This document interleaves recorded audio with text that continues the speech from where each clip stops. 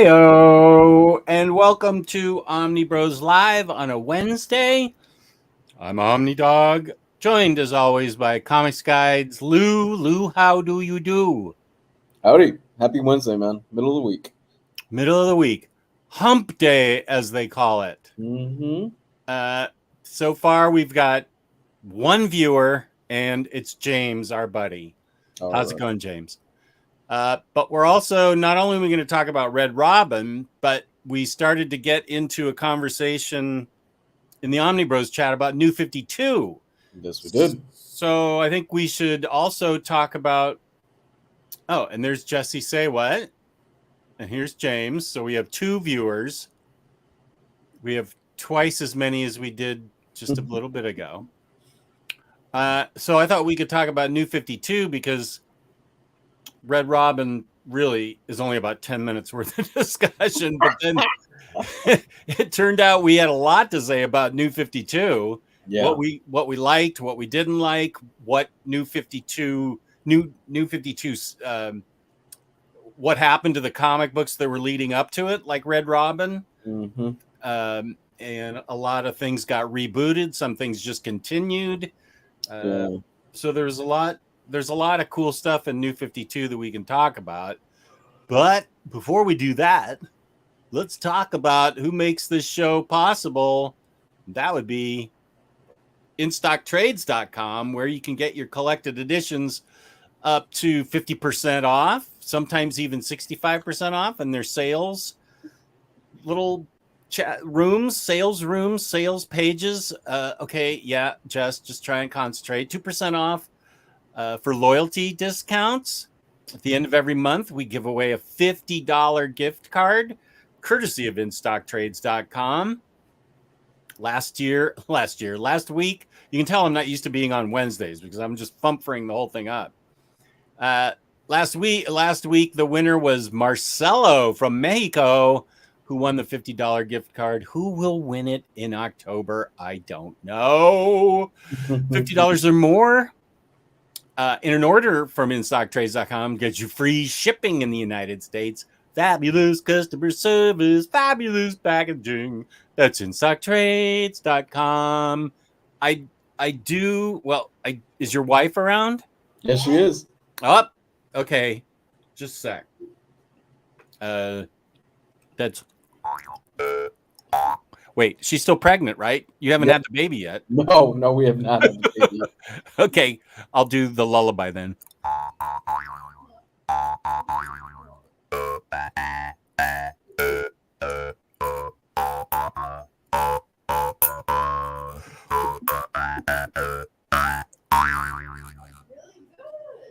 was really good. That was really good. Actually, that was the clearest it's been. Good job. Oh, well, thank you.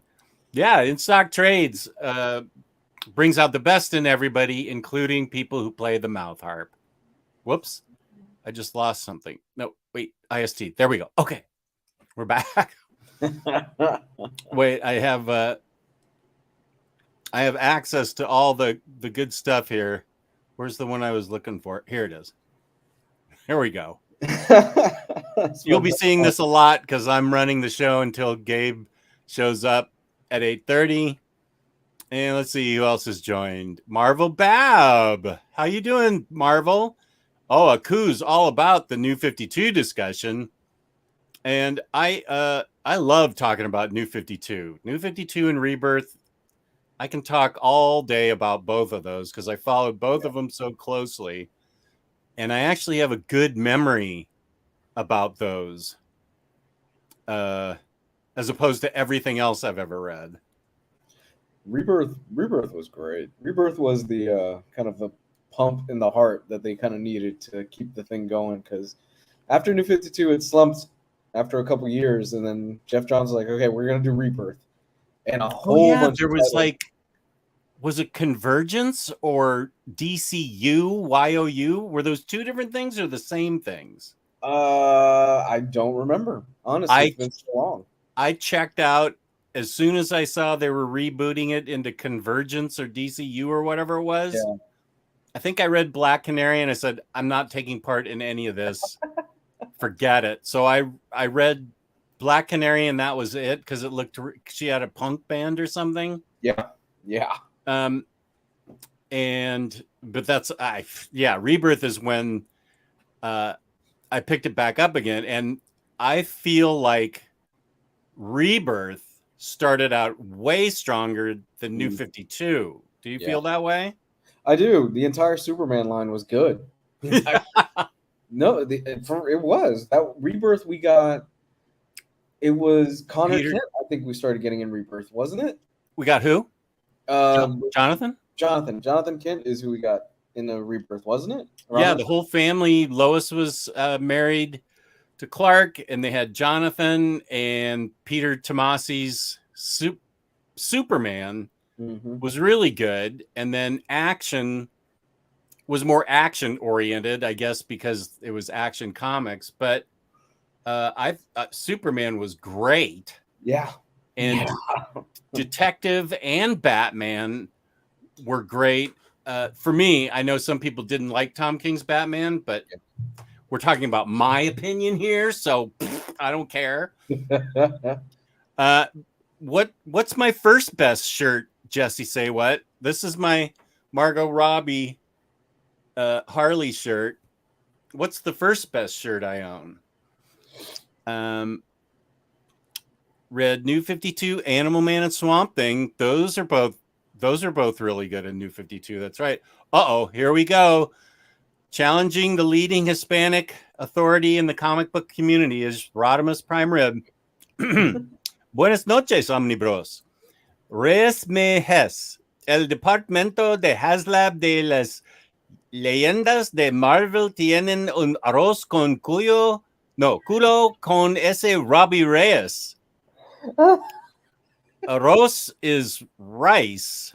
Yes, it is. HasLab is HasLab. Good evening, Omnibros. Something about HasLab's department. Rice and Robbie Reyes? What? Oh, what's he saying there? I mean, I know what he's saying, but for the rest of the audience, Lou, maybe you should tell. So the Department of HasLab, the Legends line of Marvel has a rice with an ass on Robbie Reyes. Is that what he's saying, basically? Culo is ass? Baby, come here for a second. Your Spanish is stronger than mine. Rodimus is laughing hysterically. Arroz con culo. Isn't that what they said? Arroz con culo. That's what he wrote? Yeah. Arroz con culo or arroz con pollo? Culo, baby. C-U-L-O. I think he meant like it's a mess. Like arroz con mango, you know? Like it's a mess. Well, there you go. She thinks she thinks he tried to say it's a mess. My wife's Spanish is arroz con culo is a mess? Rice with ass is basically what he wrote there. Arroz con culo is rice with ass. I did see. I didn't. That's a saying in Puerto Rico. It is? Oh, I haven't heard it. Arroz con culo is a mess. Is that what you're saying? Are you saying it's a mess, Rodimus? Hold on. Come here for a second, baby. Come here for a second. Baby. Inform us real quick. Is she also from Puerto Rico? She's Cuban. Oh, Cuban. Okay. Yeah, she's fresh off the boat. What the fuck is going on? Where's the? Hold on one second. Let me put it up. Just a sec. Here it is. El departamento de HasLab de las leyendas de Marvel tiene un arroz con culo con ese Robbie Reyes. Yeah, arroz con culo is kind of like, but I don't know what he's trying to say, obviously. But like, what is the reference of Marvel and Robbie Reyes? It's a HasLab. It's a crowd-funded thing that Hasbro's doing that isn't doing well. Mm-hmm. That's what the arroz con culo is. Okay. It's like a mess. Like whatever is happening, it's a mess. I've never heard this. But arroz con culo, it's kind of like when you say arroz con mango in Cuba, which is rice and mangoes, which is obviously not. I mean, it's a dish like they do. Where do they eat that? The sticky rice and mango? Asia? Right. It's a dessert in Asia, but in Cuba, it's like you don't eat rice and mangoes. So it's like not a thing. And then also pan con pinga, which is... Yeah, bread. I know what pan con pinga is. Is that a bent carrot? No, pan con pinga is bread with dick. What was the first part? Pan con pinga is bread with dick. Oh, and that's also a mess. It's a mess. It's a mess. You don't want to eat that. Okay, wait. I need to write that down. Say it again. Pan con pinga. Ban con piña. Pinga. Penga. Pinga. Yeah. P-I-N-G-A. Ban con pinga. Bread with dick. Yeah. It's a mess. It'd Like be- arroz con culo. Yeah. It's basically saying it's a mess. That's a mess. Okay, so it's like a saying. Oh my god. Let's see. Gabe says hit that like button. James says New 52 is one of the reasons that got me back into reading comics. That's kind of the same with me. That really got me back into buying singles again. Let's see. The one I recommended to you and you ended up buying, the 66 Batman shirt with all the villains on it. Oh, that is a great shirt. That's in the wash right now. That's a saying in PR. Yeah. Yeah, it's a mess at HasLab with that Ghost Rider. I feel like I'm in Fast and Furious. Do they say a lot of Spanish slang in that show? I mean, those movies? Yeah, they can have a yeah, they can. Do they say ban con pinga? No, they don't say pan con pinga. Well, we're saying that. Let me make. I'm going to make that a banner. Just a sec. Ban con pinga. Penga. My wife says every time you don't agree with something, you say pan con pinga. Like this? It's a P. Oh, pan. Oh, of course. Because it's bread. Yes, sir. Duh. People are getting ready to ban me right now because I can't. You are the leading Hispanic voice of our people. Now that I know pan con pinga. This It's show. Pinga. Jiminy Crickets. I am just losing my authority as the leading authority. So, and the thing is, it gets even more confusing once you start getting into different words that different islands use differently. So, for example, in Cuba, bicho is basically a gnat. Bicho? Bicho is basically anything that crawls. Bicho. Bicho. Yes. But in Puerto Rico, if you call somebody a bicho, it's a slang word for calling somebody gay. Wow. Yeah. So Cubans better be careful when they visit Puerto Rico that they don't call somebody bicho. It can get in a negative way. Yeah. Wow. Does it mean dick? I always heard it was a slang for somebody who's gay. I guess it depends where you stay on the island, but I thought it meant like. Raphael, hey, I know it's pan con pinga. I already I put it up. I mean, I have credibility issues here, so yeah, Latin sayings are a thing. Welcome everyone to Omnibros Spanish lessons. Omni hermanos. Here's Oxmeat Pete. Hey, buddy. My wife's Spanish is 10 times better than mine. So we all understand each other, and bicho is dick. Okay. Here we go. Okay. Well, I prefer to what's bent carrot in Spanish? Baby. What's carrot in Spanish? She has no clue what that is. I thought you said she was fluent in Spanish. Am I going to have to tell her what it is? I don't know what he's saying in English. She doesn't know what you're saying in English. Oh, it's el bendo de bicho.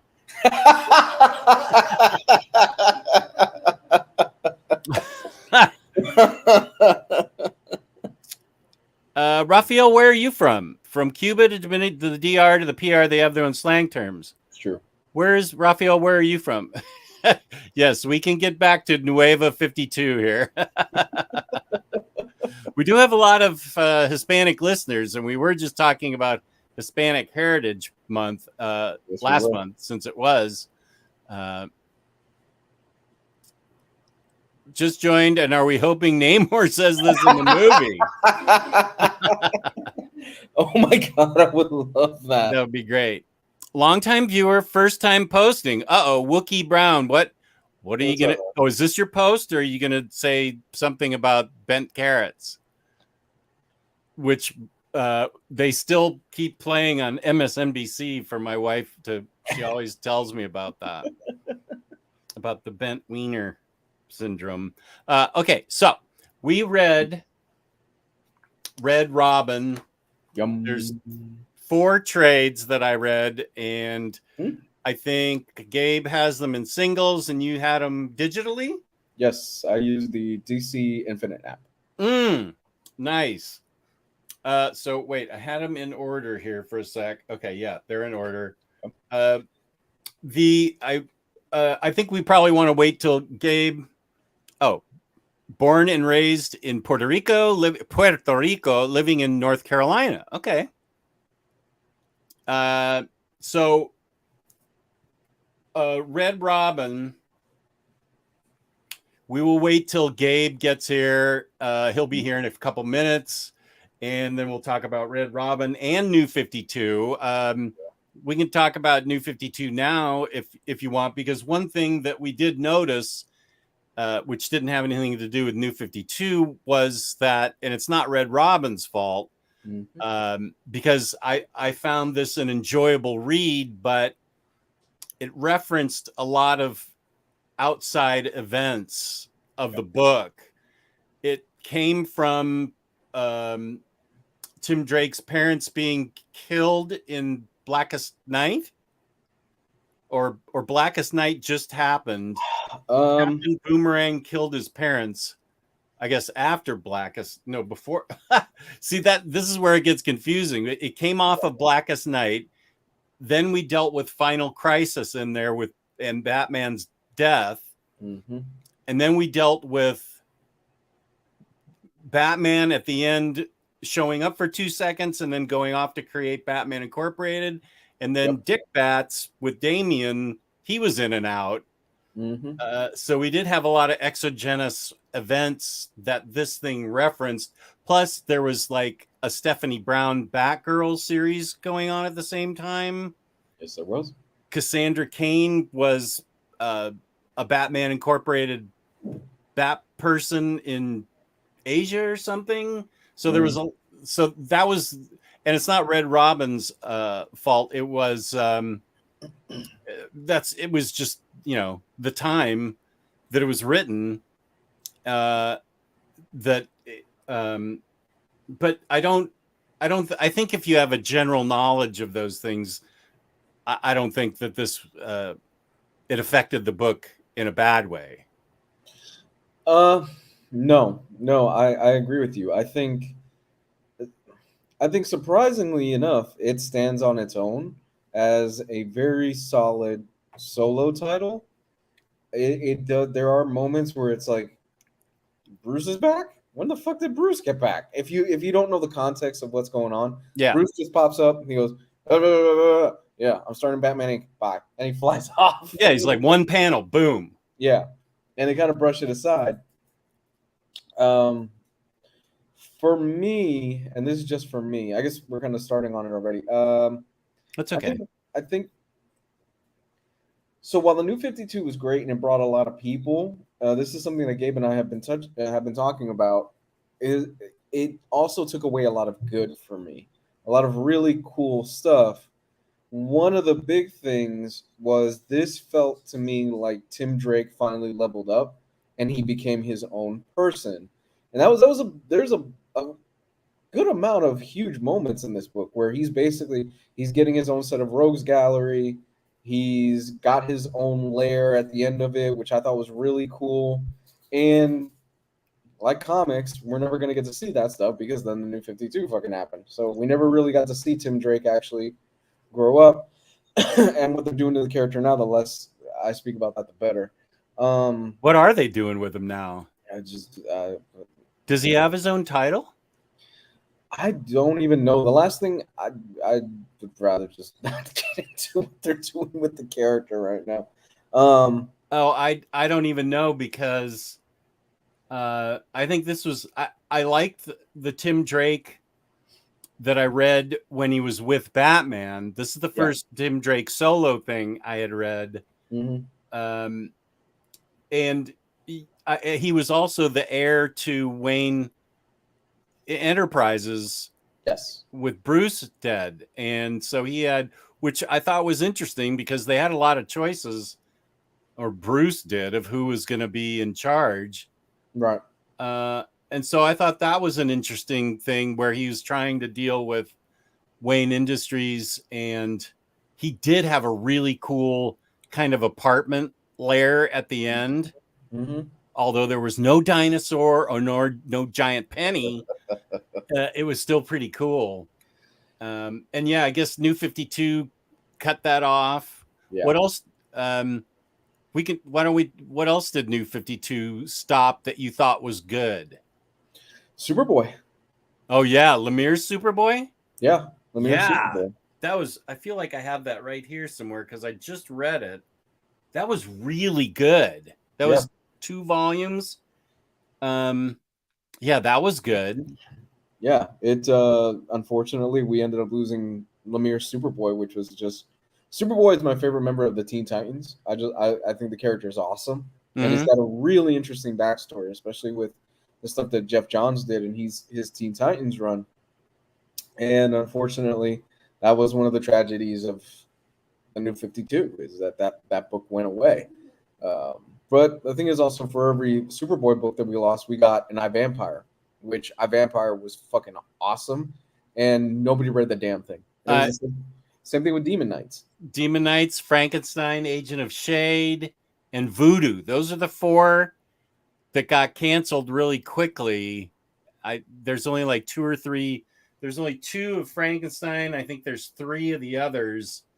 And those, Frankenstein was by Matt Kint, and I forget who did Demon Knights and Voodoo and iVampire, but they were really good. Yeah. But they got short shrift, and so those were sort of the orphaned ones. And then Superman, I didn't really care for New 52 Superman as much as I cared about Rebirth Rebirth Superman. I kind of wish my feeling was always that I wish Flashpoint had left a little opening for that depowered, buried in the sunless tomb Superboy to. I think that would have been more interesting if we had like a depowered super creature who finally, gets to get out in the sun, and you get to see what he goes through growing up and discovering himself, instead of a sort of Superman in jeans and a t-shirt. Mm-hmm. Yeah, because unfortunately, even now, what are they doing with Superboy now? Because even now, Superboy is kind of getting the short end of the stick. Because Connor Kent Superboy, yeah, because he's not Superman. That's been given to Clark's son. Yeah, I don't know, because I haven't really read any Teen Titans since the first Titans Rebirth, and now it's DC Universe. So I haven't read any Teen Titans since then. When they brought Wally West back. So, okay, everybody's talking about New York City Comic-Con, which is tomorrow. And I texted Joe Guzman and told him, "Don't let Omar stay with you." And so then I got these frantic texts from Omar today saying, "Dude, what did you say to Joe? He's not letting me in his apartment." He's like, "I'm serious. Call him right now." I'm like, ha ha ha. And then he kept saying he was serious. Here's Gabe. What's up, Gabe? Whoop. Yo, what up? And so Omar was pitching a fit, and I said, all right, I'll tell Joe to let you in. And then I get a picture of Omar in Joe's apartment flipping me off. I'm like, wow, I got pranked. You played me, jerk. Joe's apartment with all the cockroaches? No, Joe's apartment doesn't have cockroaches. Well, it does now with Omar in there, but Wow, Jesus. Wow. I personally like Superman Unchained. I still have it. I just reread that. The art, of course, is great, and I liked it, but I know a lot of people didn't for some reason. That was Scott Snyder and Jim Lee. Yep. I dug that book, but Superboy is in the Titans TV series. Not sure about comics. Okay. So I guess we can fully get started on this. For me, Red Robin, the first half was stronger than the second half. That's just me. Anybody else feel the same way, or just me? I felt that way. Not that it was bad in the second half, because it was very good. It's still a must-read series, I think, for anybody out there. Yeah. But I do feel the first half with the whole, by the way, we're going to be diving into spoilers with this, the whole revelation of Raish. I never know how to pronounce his fucking name. Ra's al Ghul, apparently, according to Batman the Animated Series. Thank you. And that's the revelation of Ra's al Ghul and how Tim basically gets pit in between a war between these two organizations and stuff like that. I thought that was really cool and really interesting because Tim has to basically go, okay, I'm going to lead the League of Shadows for a while against this organization that is slowly killing them off. And I'm going to basically try to control them and say, no, you can't kill anybody. And then there's drama with that and stuff.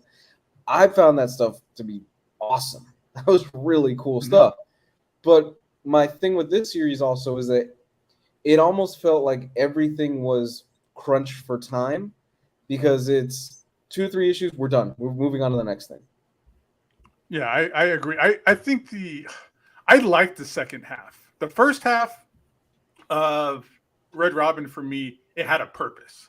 Yeah. From Jump Street, there was a purpose. There was a goal. It was Tim trying to convince everybody that Batman's alive, which is weird because that was a great idea, but nowhere did it really seem to me where it was obvious. I don't see where Tim saw that Batman was alive. There was that bat symbol in the cave, but that didn't seem like enough for me. And then there was that one like weird panel of it was a flashback, and it had like some generational Wayne's pictures on the background, and then there was Bruce Wayne as a pilgrim or something like that. And all of that was like, how was any of this obvious that it didn't Bruce show Wayne is alive to Tim Drake? Yeah, it felt like the discovery happened. The actual discovery by Tim Drake that he's alive happened elsewhere and not in here. A lot of stuff happens off panel. Yeah, like where he was trying to find him. And then once that was solved and over, and again, that the culmination of that story took place somewhere else. It took place during that Batman in Time. I forgot the name of that storyline. So after that, it becomes the second half. So it was done by Christopher Yost, and then the second half was by Fabian Nicieza. The second half I enjoy because the second half was Tim Drake having his own purpose. It was him, like he started up his own Bat Cave. He took over the movie theater where the Waynes were murdered, and he made that like his Bat Cave, and he reconstructed all of that. So, and he had this purpose, and he had this. He was kind of becoming his own person, his own character, as opposed to just again being so tied down to the Bat family. But then, like what Lou said, things just picked up. It was 2-issue story arcs, 3-issue story arcs, and they were all really great. And I wish they would have lasted a little bit longer. We got a little bit more explanation and things like that, like with Lucius's Fox's daughter and things like that. That happened. All just seemed to just really solved itself. A lot of it off panels or just a one panel thing where their relationship ends for like no obvious reason.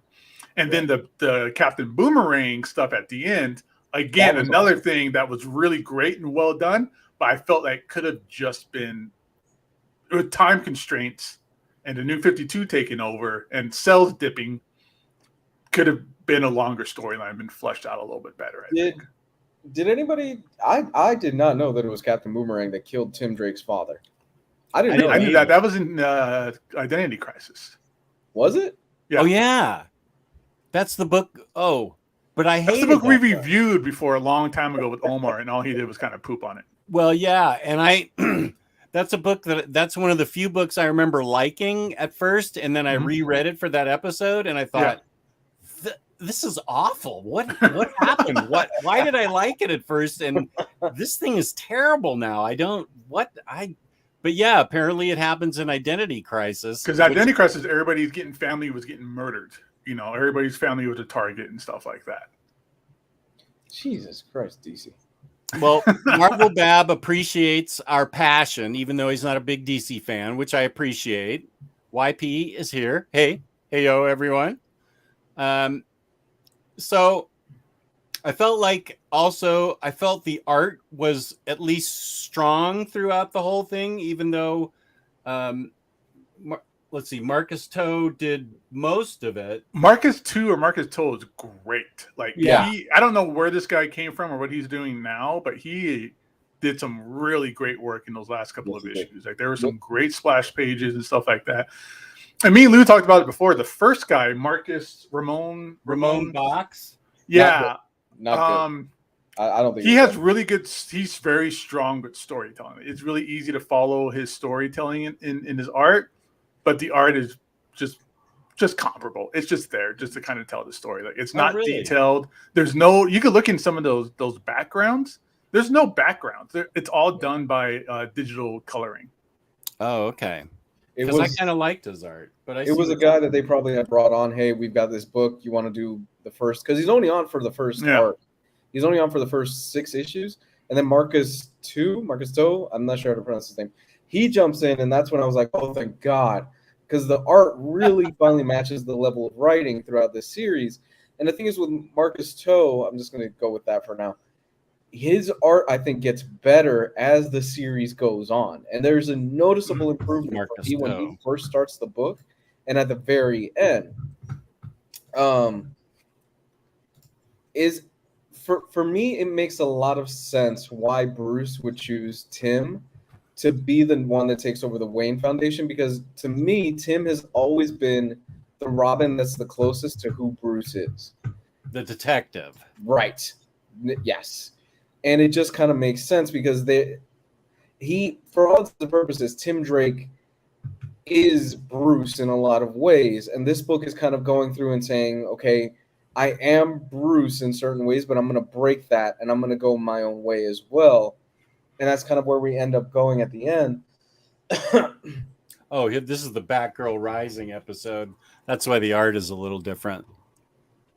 I didn't read that. I didn't read that Batgirl issue. Oh no, it's decent, and that's the thing with this book too, is it does get caught up in some tie-ins. Yeah, so if you're just reading Red Robin 1 through 26 or whatever, there's a few parts where you're like, oh, this is part 2 of this other storyline or something, you know. And then here, I'll show you some art too. Because I really enjoyed some of this Marcus Toe stuff. It's really Rodimus says one could say Identity Crisis was arroz con culo. Raphael says no, Rodimus, it was pan con pinga. And Rodimus agrees. Yeah, I really enjoyed this. Like, he was doing some really good splash pages. There's some really good art that Marcus Toe was doing during this series. Mm-hmm. This whole Scarab storyline at the end was good. Of the Egyptian woman that caught Lou off guard and everything. Tim Drake is a good man because she would have broke me. I'm being honest with you. When she just flat out says, I want you to give me an heir. I'm like, you are. Yeah, but I don't. it doesn't work that way. I mean, if he didn't want to, I don't see how he could have. If You ever read Invincible, Jess? Oh, Jesus, Gabe. I haven't. Okay. I mean, yeah, I mean, she could have used a syringe and a turkey baster, I guess, but Yeah, I've seen that movie. but There's not enough saltpeter in the world to make that not happen. If that was me.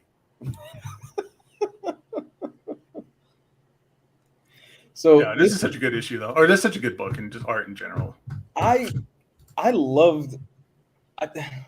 What kills me is the more I read it, the more I loved it. And at the very end, when he's finally facing off against Captain Boomerang, in a badass moment where Captain Boomerang, I don't know what the fuck he thought he was doing, was going to go up against Mr. Freeze. yeah, Full of villains. Because Tim Drake sets it up that way. right. I genuinely thought for a split second, well, New 52 is around the corner. Maybe Tim Drake is just going to let him die. It really convinced you that he was just going to end Boomerang and he's going to let him fall off the ledge or whatever the case was going to be, you know? And then we have a wonderful moment from Father of the Year, Bruce. Who shows up for a panel. Can he not be a dick for 5 seconds? Jesus Christ. So Tim doesn't let him die. And he pulls him up, and then Bruce pretty much says, yeah, you didn't let him die this time, but what about tomorrow? And then he flies away, and Tim is standing there going, thanks, Dad. And that's pretty much how that conversation ends. And that's the thing, too. Like with this stuff, this New 52, this is right when New 52 is about to take over. So all these last little bits didn't matter, and people just stopped caring at this point. Yeah. So I was perfectly fine if I was like, okay, well, maybe Tim does let him fall off the ledge, and that'll be the end of Captain Boomerang in this pseudo-universe that they had going on for a while. Here's a question I had about the series real quick. So there was a part where Tim Drake talks about how he was at the Flying Grayson's death. Yeah, I didn't know that. How'd that happen? There's some weird thing in here with, like, I don't know, with ages. Like, he's 17 And Yep.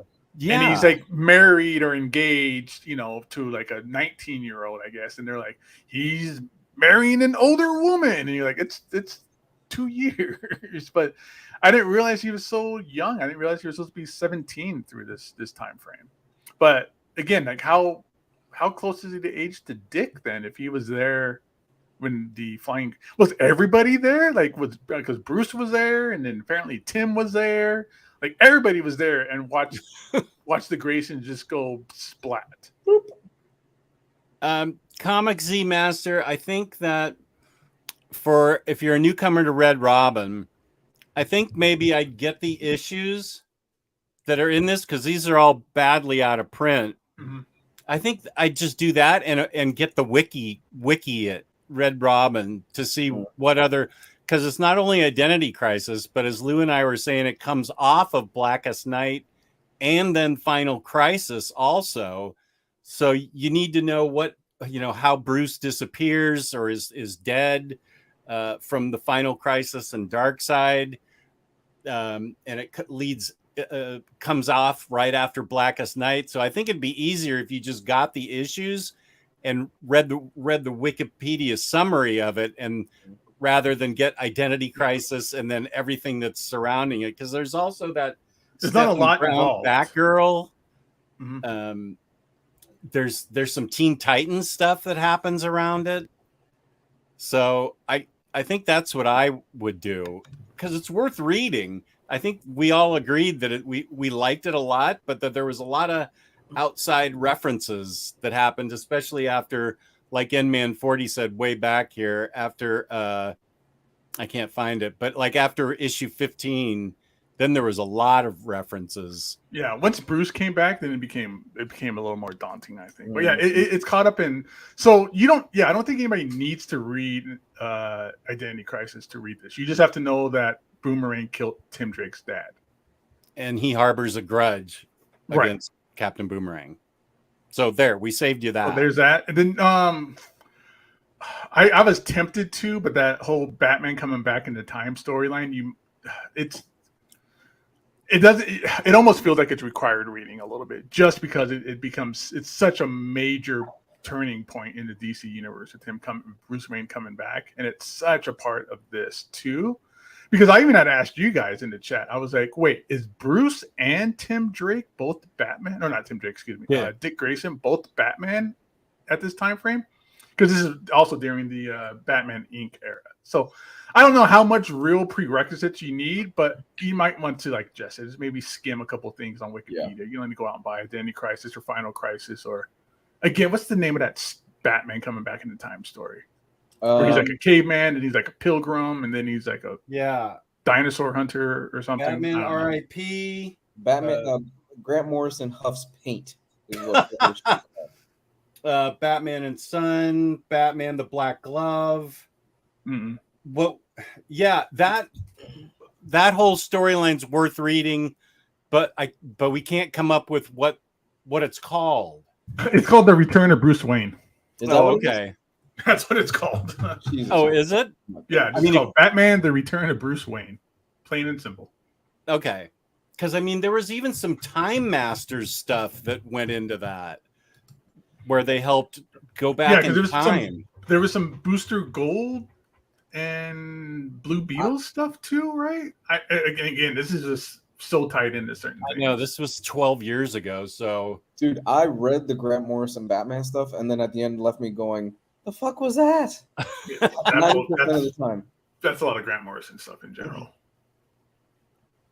So, and then there's people out there, every time I bring it up, there's always somebody out there that goes, well, you need to read The Black Glove from 1974 in order to understand what's going on. No, I'm good. I'm good. You know, I still like Identity Crisis. Everybody's hating on it. I still like it. Well, that's fine. Bad. You can like it. Besides but before you read The Return of Bruce Wayne, you sort of need to read how he died. Yeah. And then the contingencies that he put in place. That aren't obvious in Red Robin. Yeah, that aren't obvious. Other than like a Batcave drawing. Yeah. But I don't think that whole thing has been collected, like from Final Crisis to when he really returns. I feel like it's all in bits and pieces of Batman books that you have to sort of push together and read them separately.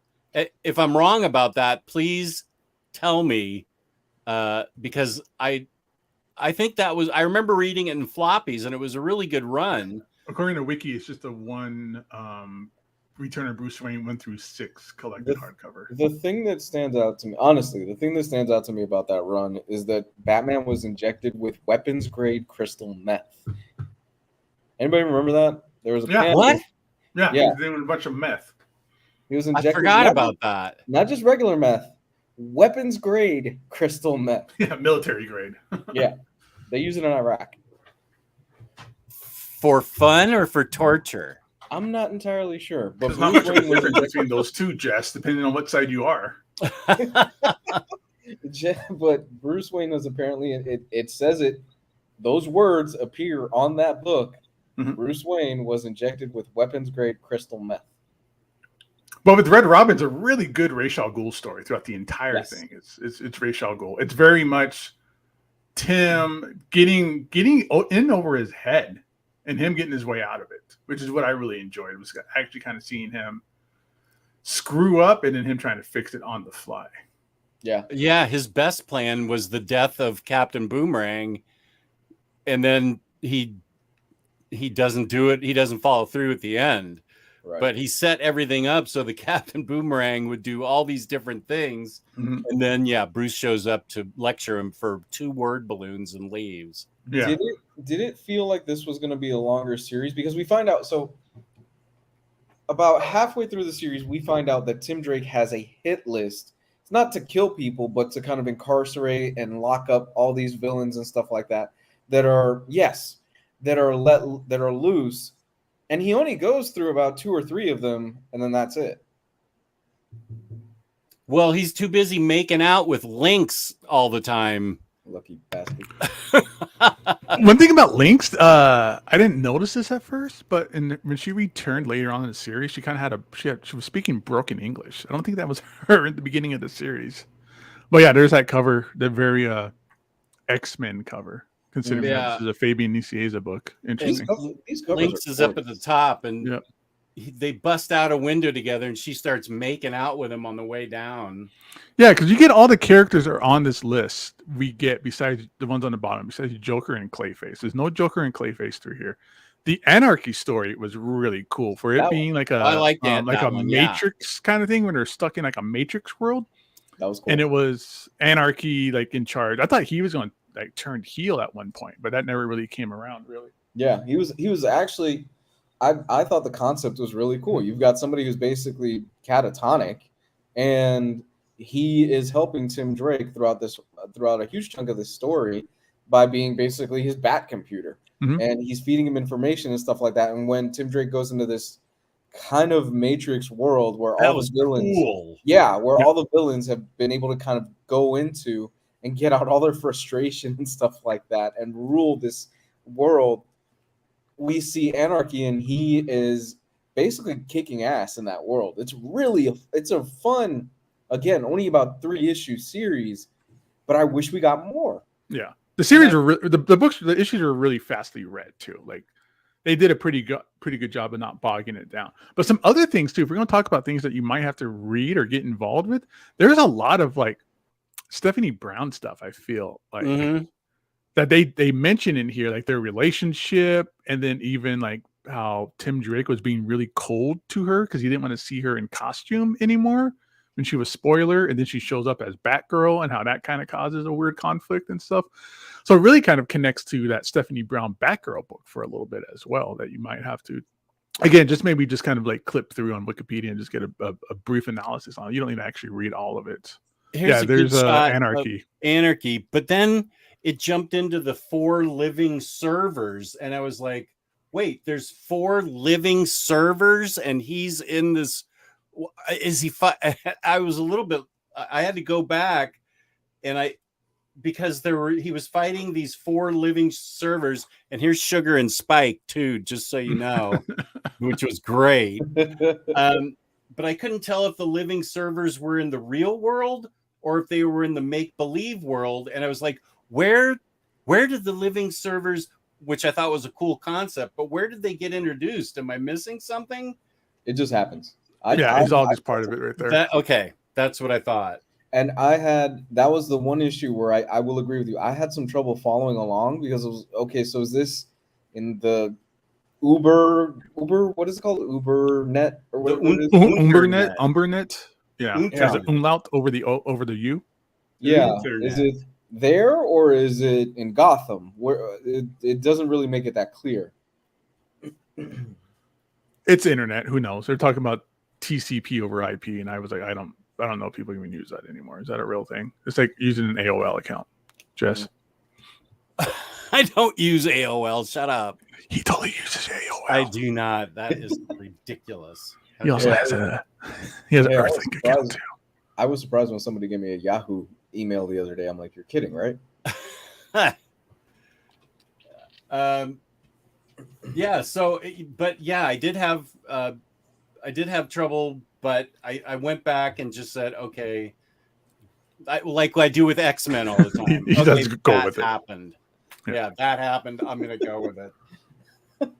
That's the thing, guys. If you read comics long enough, you're gonna eventually just go, okay, that happened. I'm just gonna keep going. But if you are the kind of person that wants to be immersed in everything going on with the story, this is gonna lead you into a lot of stuff. Mm-hmm. Like if you like that, like if you like going into that rabbit hole, then you could fall into Stephanie Brown Batgirl. You can fall into, the Return of Bruce Wayne. There's a lot of like rabbit holes you could fall into if you really want to. I like that Stephanie Brown Batgirl run, and I like the Cassandra Cain Batgirl run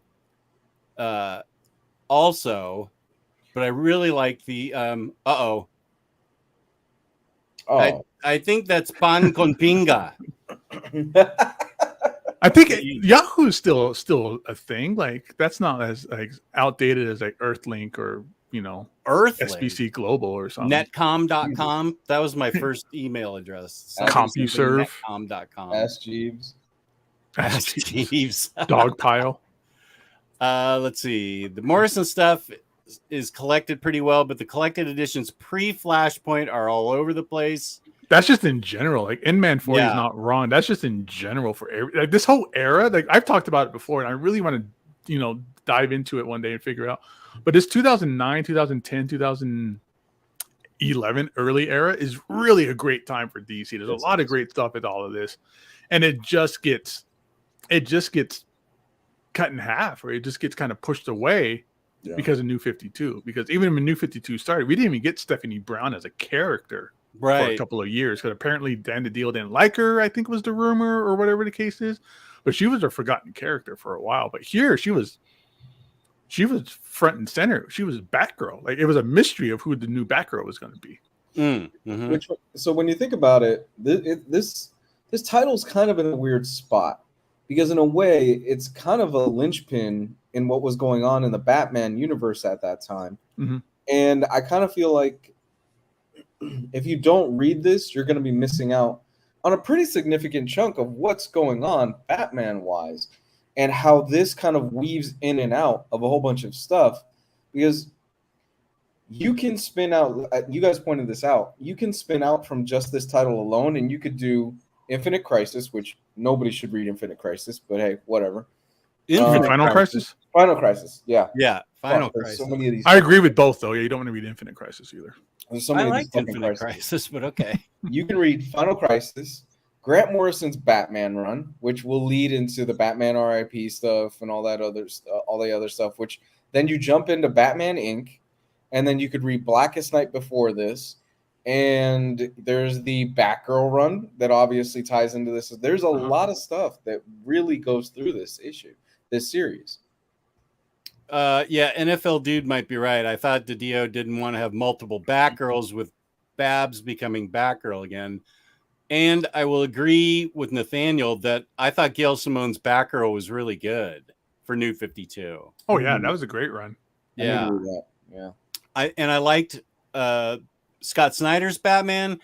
I was, even though Joker cuts off his face in Detective, his own face, Detective didn't really do it for me in New 52 as much as I like Detective in Rebirth. I feel like, isn't that where Joker took off his face in Detective? Yeah, that was Detective issue 1. Yeah. And then we never saw him again for like a year or so. Yeah, that was like the high point for me. Issue 1, and then it was just like, I don't know. That was that artist wrote it. Was that Tony Daniel? Yeah. He's known for his art, right? Or am I thinking of... He's known as an artist, Tony S. Daniel. Yeah. Okay. The Batman line in New 52 though was actually pretty strong. You had that, obviously the main Batman title was Scott Snyder. You had the Detective Comics was probably the weakest one for me. Oh, Aku loved it though. Okay, Aku, you're entitled to have your opinion. You had Batman and Robin, which that was Peter Tomasi, wasn't it? That was Peter Tomasi. That was great. He actually made Damian Wayne likable to a lot of fans, including myself. And that's the one thing about the Robin series, who read Robin. Speaking of Damian, is with Damian in general, I think you can hate or love this character. I think it just depends on who writes him. Yeah. Because they either write him as being a snot-nosed, really piece of crap, shitty person who's just kind of just picking and picking and picking and picking. But then at the same time, somebody also will write him where, yeah, he does a lot of picking, but he does that because it's more character-driven, where he doesn't know how to act any better, and he's trying to figure out how to make friends. And he does it by, like, kind of like, the girl that you like on the playground, you pull her hair, or you throw sand in her face or something, right? So it's kind of that thing. But in this, dude, like, there was, I think me and you were talking about it too, Lou. There was nothing better than seeing Tim just slap around Damian for a little bit. Yeah. Just got in a few good shots. Yeah, no, there's a great moment where Tim goes, "All right, I'm done with you. I'm not holding back anymore." And you realize, okay, that's part of the reason why he got the jump on him the first time that he showed up, because Tim Drake was holding back. He was like, "Yeah, this is a kid. I'm not going to go full force on him. He whoops his ass in this book, and he puts him in his place. But there was also a great moment where Tim says, look, Damian, think about his background. He's just a kid that's practically bleeding for somebody to give him some attention and for somebody to acknowledge him and actually love on him. And he probably doesn't even understand it himself. Yeah. He's he's a 10-year-old that was raised as an assassin right. in the League of Assassins. So it's not like he had a great childhood. Right. And I think, and Gabe, you pointed this out the other day. I think Damian for me works best when he's playing off of other characters and when they don't go full 100% asshole with him. Yeah. And that's part of the reason why you like him so much in Super Sons. Right. They hit that balance where he's kind of a jerk, but more in a playful way than being a total prick.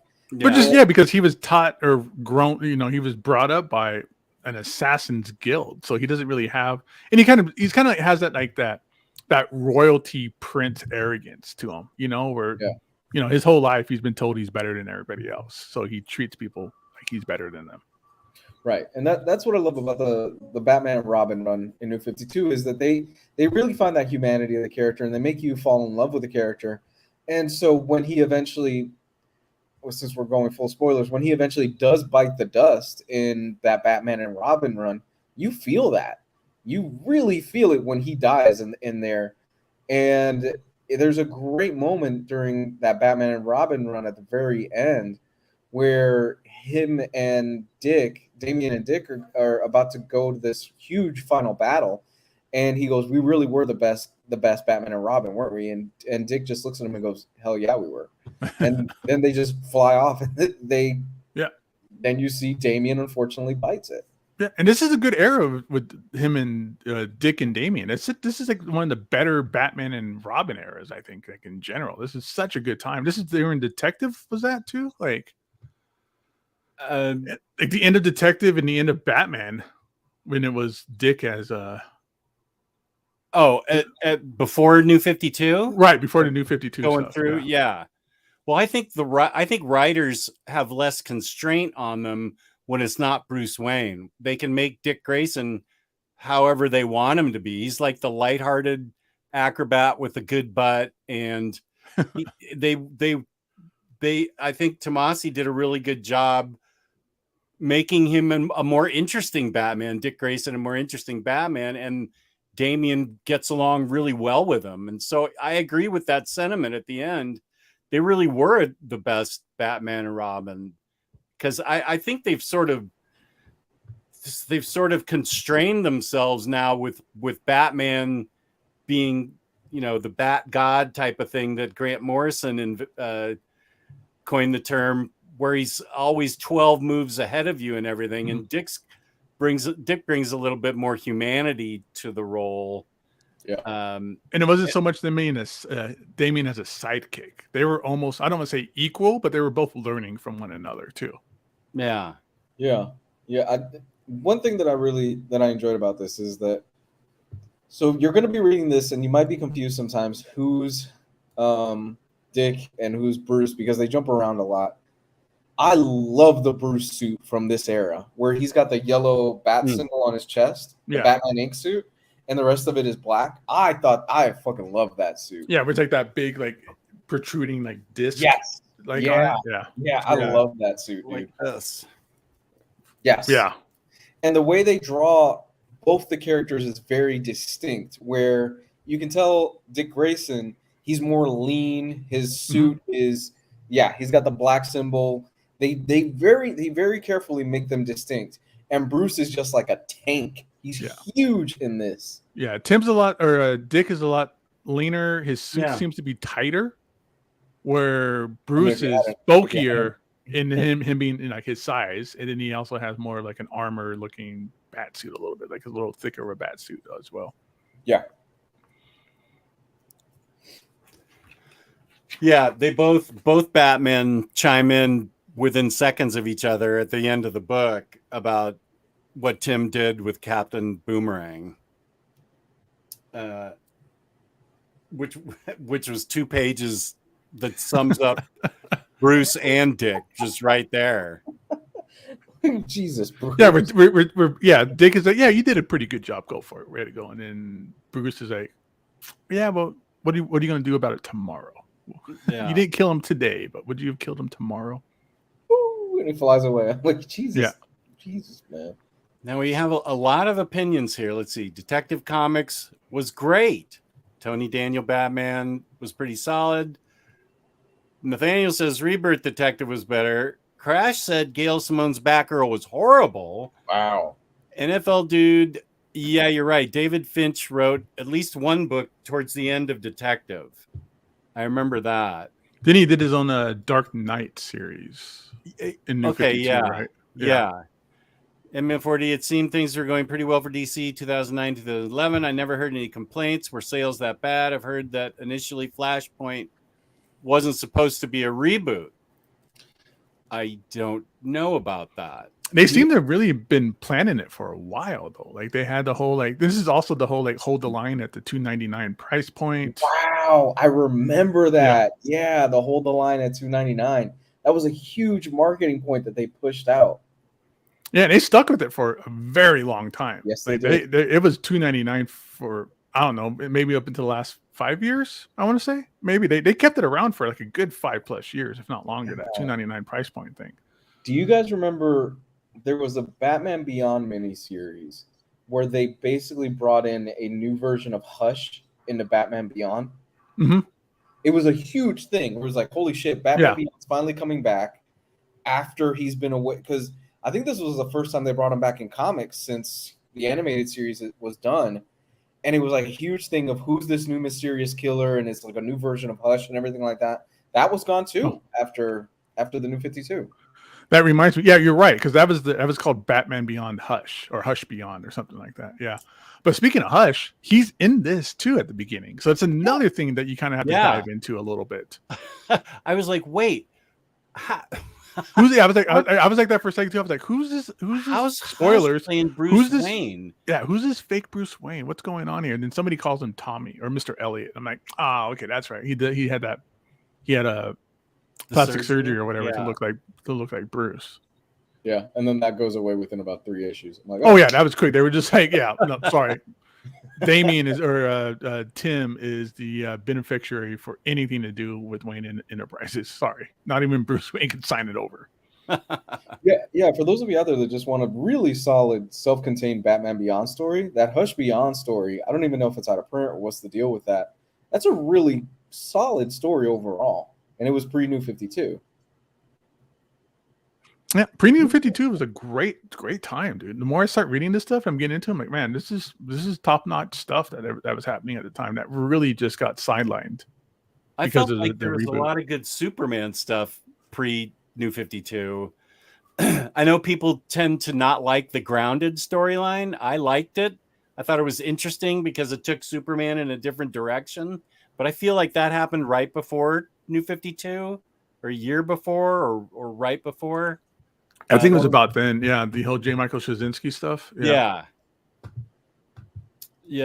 Batman Beyond from Rebirth was solid. I only read the first 2 or 3 trades, though. Whoops. In this book, though, they even show like a flash forward of Tim, and one of it is him as Batman Beyond, which happens later in the series, right? He becomes Batman Beyond at one point. Yes, I know he does at one point. I don't know if it was before this or after this, but it was in the Batman Superman run. Batman run. He was from the future and was Batman Beyond. Did you? Oh no, wait, or was it in Rebirth? There was I'm totally, dude, this is just everything is just getting mixed together. But there was a period where it was Tim Drake as Batman Beyond. I don't remember was that. Was it New 52? Was it Rebirth? Like it was. I don't remember. It was something. Did you guys? Is anybody here read the Straczynski Superman stuff, where he was just walking around the world? Yeah, that was Grounded. That's what Jess was talking about. Yeah, that was Grounded. With the with the John Cassidy covers. Yeah. What did you think, Jess? Because I never read that stuff, and I was always curious about it. I liked it a lot because I thought it was interesting. It took him out of the sky, and he was, walking around. I think that's where he declared that he was a citizen of the Earth and not just fighting for truth, justice, and the American way. He said he was trying to protect the earth. I mean, not in so many words. He was saying he was a citizen of the earth, and so he wanted to explore more back on ground level. And I just thought it was an interesting concept, and I thought it was well written, and I liked the art. I thought it was really good. But I feel like some people didn't dig that he wasn't strictly America's hero. So whatever. I didn't read it, but I remember some of the complaints that people had. Like he just let some guy have a heart attack on the porch. Oh shit. Oh, I don't remember that. I do have the books. And he was like playing basketball with a bunch of kids or something weird. I'm trying to just trying to piece stuff together from like 12 years ago. Yeah. It's worth a read. I really enjoyed it. Holy shit. Do you guys remember 52? No, I remember it, but I didn't read it because that got weird. Because it was a book every week, and then they did it again and called it like Countdown. So it started at 52 and went down to 0 or something like that, right? Oh yeah. Do you remember that, Jess? 52. It had, but the team was stacked. The team that was doing those books was their A team. It was who was on that? Grant Morrison, Jeff Johns, Mark Wade, Greg Rucka. And there was the Batman, Superman, and Wonder Woman were missing for a year, right? Dead for a year. Yeah. I read that when it came out. That's another one that I need to reread because all the other books that I've read have pushed that stuff out of my head. Yeah, that glass is all the way filled, and then when you start putting more stuff in it, stuff's going to spill out. I like Grounded. Don't understand the hate it gets. There's a scene with a suicide jumper it's copying All-Star Superman. Let's see. Wasn't that one of the weekly release event gimmicks when he time traveled to beyond time period? Yeah. Now there is Superman 701 when Superman was great. I think that was, I'm actually looking that up right now. That was the last bit of this before the new 52 was the J. Michael Straczynski stuff. That Grounded? That was the last 12 issues of regular continuity DC for Batman or for Superman. Yeah, I really dug it. Let's see. 1 year later, hey Kenny, and 52 had some good stuff around that time, like Superman Up, Up and Away. That was Kurt Busiek, right? That was good. We're trying to answer that right now. We don't know. I never read it. That weekly 52 just wasn't happening for me because they kept doing that kind of stuff again. There was another one where they had awesome writers though. Yeah. I remember hearing, I think it was 52, that there was one part where Mark Wade was like, I can't do this. You guys are changing my script. Take my name off of this book. Oh, man. Oh, I didn't know that. If you guys are looking for a good Superman story, Jeff Johns and Richard Donner, they wrote, what was it, Last Krypton? It's been minutes since I've read it. Last Son of Krypton? Last Son of Krypton. Yeah. Last Son of New Krypton or something like that? I think it was Last Son of Krypton. Wait. Thank you, NFL dude. Tim Drake was Batman Beyond and Future's End, which was another weekly series. Last Son. Superman the Last Son, which for all intents and purposes, it is a sequel to those old Richard Donner Superman movies. He's drawn. Yeah, it's really good. It's really good stuff. Yeah, that was really good stuff. If you're looking for a good Superman story, look for those. Those are really good books. Next, Imagine It. I'll get to your question. It's a 3-parter about Blade. I'll get to it when we're done talking about Superman, but I'm not ignoring you because I know better than that. I'm just making sure we finish talking about Superman. Yeah, we're on topic for the moment. Yeah. Yeah. Thanks for the questions, everybody. Tim Drake Beyond was called Future's End. Oh, that was awful. That was we were just talking about. That was another weekly one that was just rough. Yeah. That shit was pushed out of my brain after the first issue. Oh, yeah, that's where Black Canary's in Frankenstein's chest or something. Streaking. That was really rough.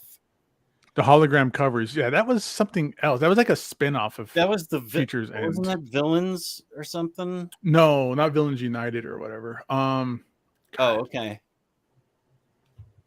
I'm looking all this stuff up. Okay. My DC knowledge sometimes isn't where it is for certain things like Marvel or something either. Batman Eternal was good, but I thought Batman and Robin Eternal, which is 2 trades, was really good. I just got done reading that earlier this year. Those 2 books are just lightly out of print, but they're worth hunting for if you want them. Some people don't dig Batman Eternal. I dug it. I didn't love it as much as I love other stuff, but I thought it was good. Countdown to Final Crisis. Yeah, it's not. Yeah, good. those feature in one shots. Yeah, those hologram covers or those lenticular covers. Yeah, I'm looking at that. Yeah, lenticular covers. And now I remember that. One book that I think would be fun if we eventually cover, because I don't think we ever covered this one, is Death of Superman. If we would like to cover that one day, just the main title, please. I'm down. But I don't know, because I don't know if you can do just Death of, well, you can't do just Death of Superman, but you know, it'll make me want to go into Funeral for a Friend and return. Oh yeah, I'm gonna want to read the whole thing. Yeah. Because the one of my favorite things about Death of Superman is like the last 5 issues is when they changed the panel layout. The panel layout was a countdown. Yeah, where one book would be like if it's all six panel, it was a 6-panel grid, then a 5-panel grid, then a 4-panel grid, and the 3, and then the 2, and then Death of Superman was all splash page 1-page books. And then also when Doomsday just totally wipes out the JLA at that point, it was the best. Let's see. All right, let me get to next Imaginauts Blade question. Whoop, that's 2 for 2. Where's what? Here it is. Okay. Lou and Gabe just joined the stream. Apologize if this has already been asked. It has not. If due to the pre-production shitstorm, Blade does in fact get delayed by at least a year, what do you think the ramifications of this will be? Marvel would have to market and distribute 5 films in 2024 in that case, or push it back to early 2025 and take the hit on a fall seasonal interest bump. May 2025 will be Kang Dynasty's release, and there's no way that they'd release it between that and Secret Wars in November that year. I'm glad he's asking you two, because I don't know the answer to that. I don't have an answer for that either. I don't know, because I'm not a... The one thing Marvel does know how to do, though, with these films for Marvel Entertainment is how to schedule them around. So they'll make it fit, I think, one way or the other. And also, I don't know how important Blade would be as to it has to be at a certain point in order for them to continue off with other movies and spin-off series or anything of the sorts like that. I'm not sure how much that has to fit in to be anything different for Kang Dynasty or Secret Wars or anything like that. And this is just me. I'm repeating what Gabe said. I don't have an answer for it, honestly. And for me, my interest in the MCU has never been lower. I have very little interest now. I'm slowly losing interest, with the exception of the new Black Panther movie, which looks awesome. Looks really cool. I don't have much interest in a lot of the stuff that's coming out. The current stuff, I can see how people don't like the current stuff, but I have a lot of hopes for the future. What about? Do you have hopes for the TV shows, or have you lost interest in those too? The TV shows always start strong with me, and then I don't know what it is. It's every show I lose interest in it. The last 2 episodes of She-Hulk didn't do it for me. And not that I hate this stuff, but it started off great and didn't do it for me. I need to watch the one from last week. I haven't watched that one yet. I haven't seen that one either. So it didn't do it for me. What about Ms. Marvel? I never finished it. I watched 2 episodes and I just dropped it. Oh my gosh, it gets stronger and stronger, I think. I keep hearing that. And the things that I'm most interested are far in the MCU future is obviously the Fantastic Four movie, the Avengers films that we're getting out. Outside of that, I don't know. You're a spoiled millennial. Probably. I'm hopeful because we got so much more coming out. You know, things like Fantastic Four, X-Men, on all the doors and things that's going to open up. Yeah. Wolverine and Deadpool for Deadpool 3. All the other stuff that they've announced, I'm excited for. Which I was excited for when they announced some of the Phase 4 stuff, which didn't really seem to grab me as much as I was hoping. I liked most of it for the most part. I have gripes here and there, but I think for the most part, Phase 4 for me was enjoyable. But I am just looking forward to everything else. Like, I want Fantastic Four. What phase are we in now? 4. 4. And when does that? What is there an official end to that? Black Panther. Black Panther's the end. Mm-hmm. Okay, so all the TV shows up to now have been Phase 4. Yes. Correct. Okay, and Black Panther's the last of Phase 4. What's the beginning of Phase 5 gonna be? Quantumania? Is that where it starts? I think it's Ant-Man. With Ant-Man? Okay. Yeah. So 2024 is looking great though, but the foreseeable future, I don't have much interest in a lot of this stuff. The So Fantastic Four, we're getting 2023, you're going to 2024. go to bed for the whole year and not go to Most see likely. movies. Most likely. We get Fantastic Four 2024, don't we, Gabe? Yeah. And Deadpool and 3. Oh, which I'm yeah. super pumped Deadpool sounds fun. about. Let's see. Agree with Lou. After BP2, my interest goes down. Next, Imaginaut. I haven't seen anything about Wade. I've heard great things about Superman Batman. I'm just waiting for it to get collected. I'll buy the trade paperback, and then a deluxe absolute will be announced the day after. Isn't Wade doing the Batman versus Robin series right now? Batman Is that what and he's Batman and Superman series, World's Finest, and it is one of the best books that's come out. Okay. It's fantastic. Batman versus Robin. Is that the one with Dustin Nguyen doing the art? Batman versus Robin. I don't know anything about current books anymore. Yeah, I think Jess, that's you need to pick up that Batman and Superman book. You will love it. It's so good, man. That's what you've been telling me. I can't wait. Oh no, it wasn't you. It was 11 o'clock comics. So I don't know if he's going to be given a Superman run. It would be awesome if he did. Maybe somebody in the chat knows. Oh no, he's doing Batman versus Robin as well. Mark Waid. Is he? Okay, is that the one Dustin Nguyen's doing the art for, or is that No? Robin It's Mahmoud Asrar. What's the Robin book that's got the Dustin Nguyen art in it? I think it's just been released. Anybody? Bueller. We all know the best show, of course, is Harley Quinn. That's right. Harley Quinn this season was awesome.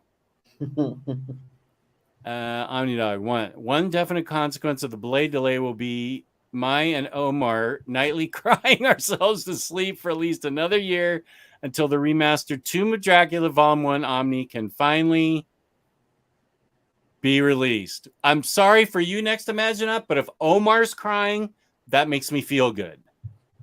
I like it when Omar's sad. Schadenfreude. Can't wait for Guardians 3, says NFL Dude. Ooh, I still haven't seen the Doom Patrol TV series or the Swamp Thing season. I still need to read Grant Morrison's Doom Patrol. Yeah. I want to see Guardians 3, but at the same time, I just want James Gunn to go back to the DC universe because he's doing so much More good Peacemaker. Oh my God, I want more Peacemaker right now. That show, I was so glad I jumped on that show when you told me to because it was so good. I mean, Peacemaker. That was crazy good. I didn't think it could be that good. And I remember week to week, me and Gabe were talking to each other like, holy shit, how fucking great is Peacemaker when that series was coming out. Oh. Yeah, you guys were right. I'm glad I waited to watch it all at one shot. I love that whole show. I love Diebeard. And I like how he got in his head and he had to stop dyeing his beard. Yeah. And then at the end, he had to admit it all to pretend he was like mind-controlled alien. And he had to admit why he dyed his beard. Anyway, comic show. I haven't watched The Boys. I haven't seen any episodes of Titans, but I heard season 3 is really good. but I don't know if I have to watch 1 and 2 to get to it. I'm not going to do that. Let's see. Still interested in what DC's film and TV future. After the Flash movie, will be everything connected, or will be like it was before? I forgot I think, all about that movie. yeah, I think the fact that Ezra Miller is now in custody and in personality rehab, that I think they're actually going to be able to release that movie now. We haven't heard anything from Ezra Miller since they caught him, or whatever. I'm fairly certain DC and Warner Brothers have him somewhere in a bunker, surrounded by security guards, saying, "You will not fucking leave this place until this movie comes out." With They no took his phone access away. to the internet. Yeah. Let's see.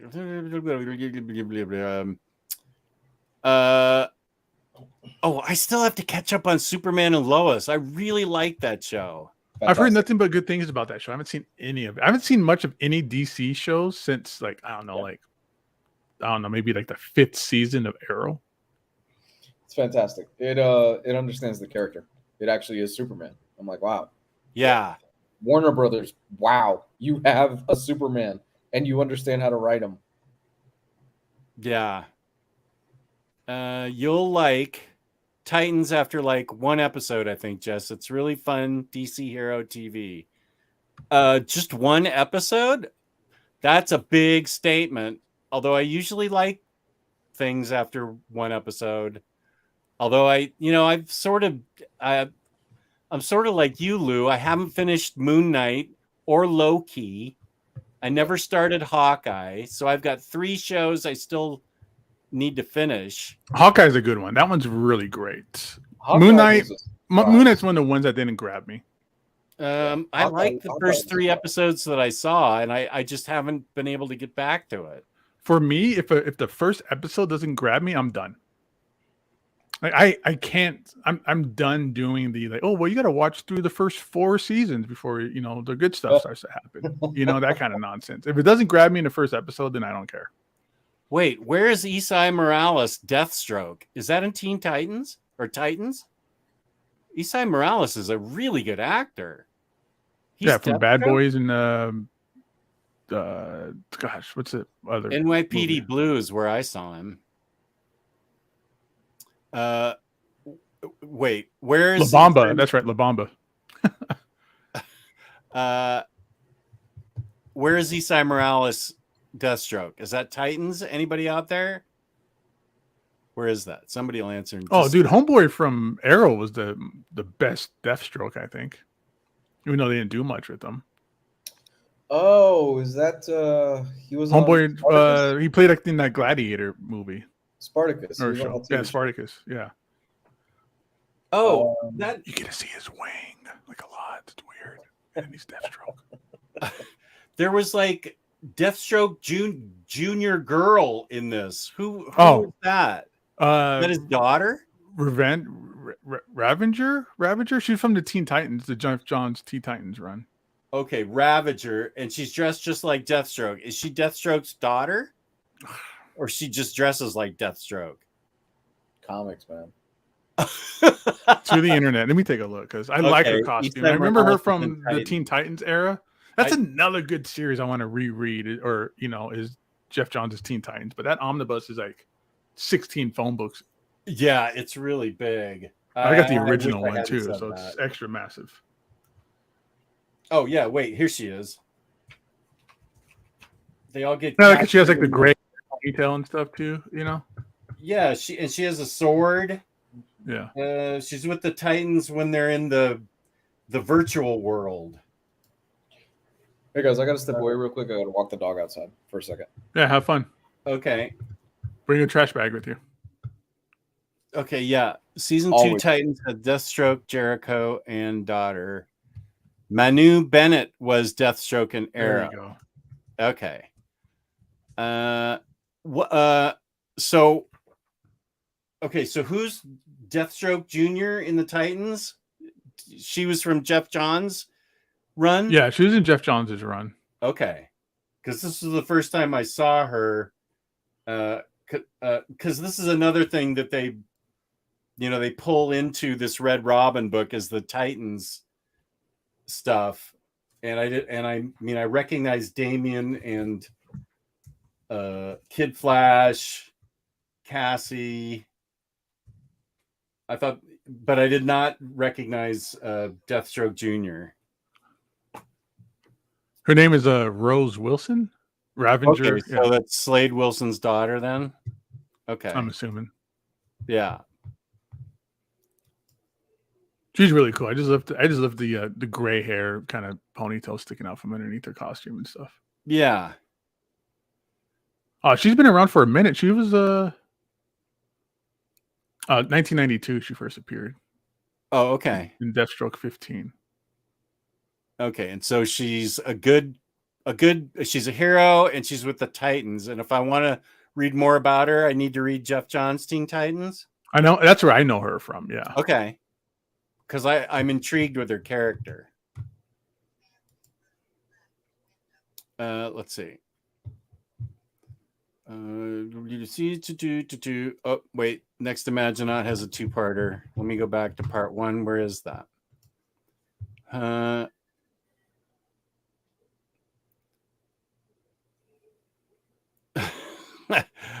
Lou. Oh, well, Lou's not here. I'll wait till he comes back. Did anyone watch Doom Patrol? I have the first season on DVD, and I really want to see it, but it's also Spooktober, and I'm committed to watching a bunch of scary shows, so I doubt I'll see it. Although Swamp Thing's a monster, so I could watch Swamp Thing. That counts. Sex Trap counts too. That's right at the top of my list.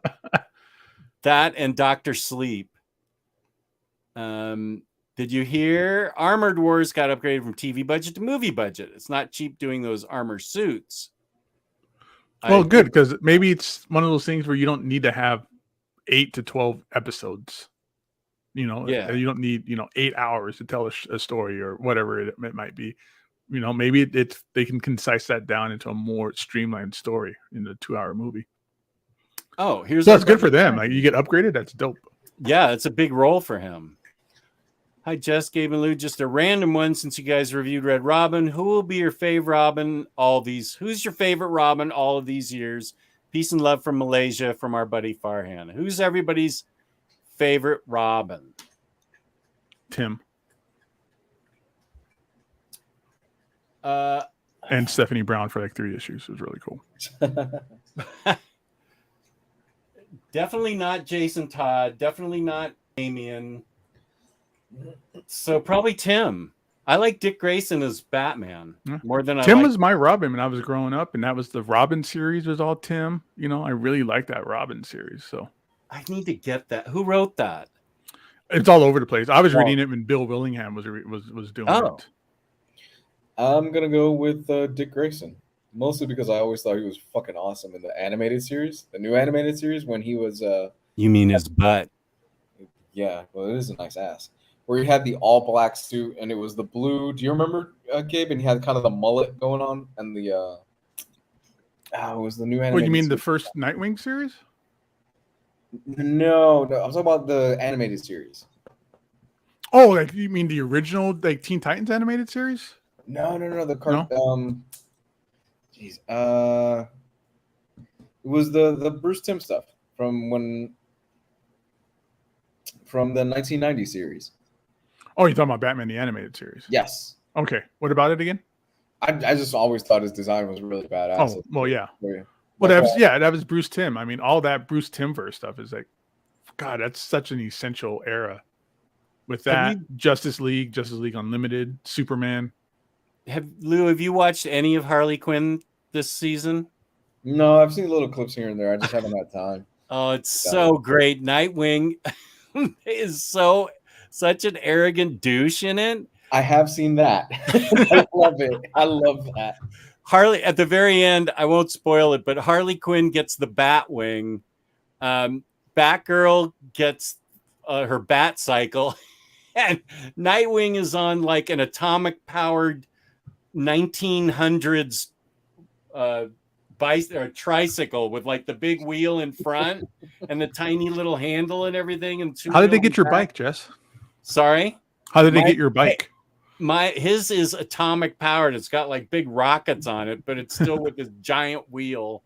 And yes, I'm not going to acknowledge you're making fun of me while I'm making fun of Nightwing. So stop. So, Lou, real quick, when you were talking about the animated series, I thought you were talking about the first Teen Titans series. Oh wow, yeah, no, that series is a classic. They never had a proper ending for it. Yeah, and then they got revamped as Teen Titans Go. But I love this series. This first like original like Teen Titans series was great, dude. I love this series so much. That design of Cyborg is iconic. When I think of Cyborg, that's the first design that comes to mind. Yeah, with the kind of globe where you could see all the kind of electrical doodads inside of it and stuff. Mm-hmm. Yeah. Mm-hmm. Yeah, it was a good series.